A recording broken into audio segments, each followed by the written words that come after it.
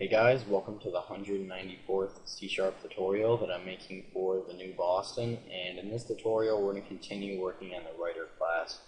But before we do anything in this tutorial, just make sure that you have a method to write all these different data types right here. Alright, so once you have all that done, just go ahead and create a new method to write a string. So just say public void write string.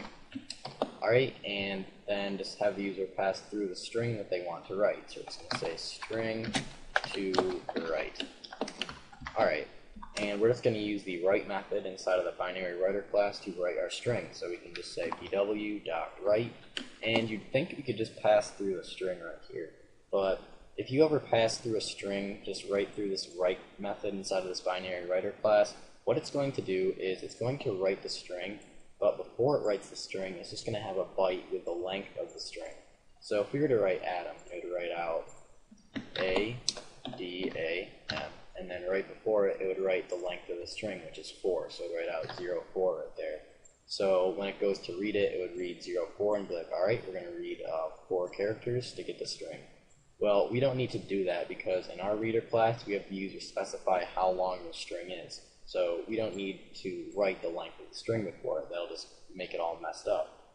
So what we're going to have to do is convert the string into a character array and write it as a character array. So we're just going to say to write and then convert that into a character array. Alright, and now once we do that, it won't actually write the length of the string before it. It'll just simply write out the characters.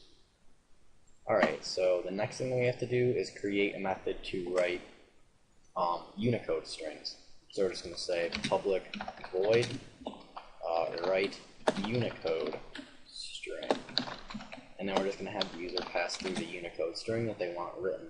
And remember, Unicode strings, each character takes up 2 bytes, and they're used to write strange characters usually, like applications dealing with multiple languages. Alright, so we're going to call this to write right here. And since each character takes up 2 bytes, we're going to have to use the encoding class to actually convert it into a Unicode string.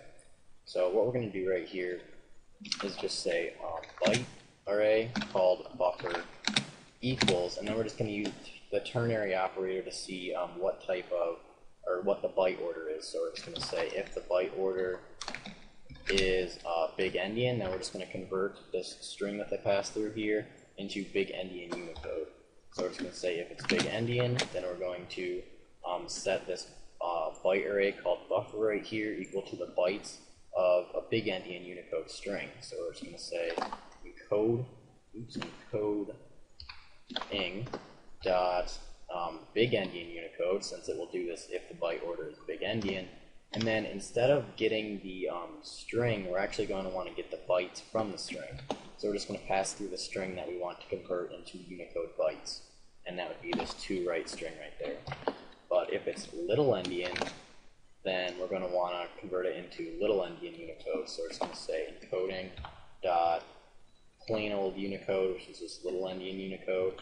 And then we want to get the bytes for a little endian Unicode out of this string right here. So we're just going to pass through to write.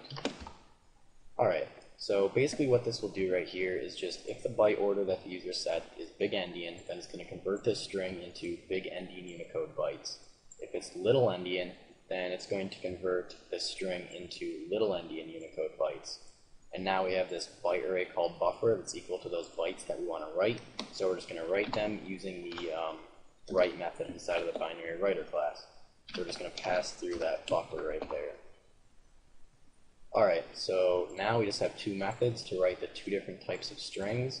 So that's pretty much it for this tutorial. So see you guys.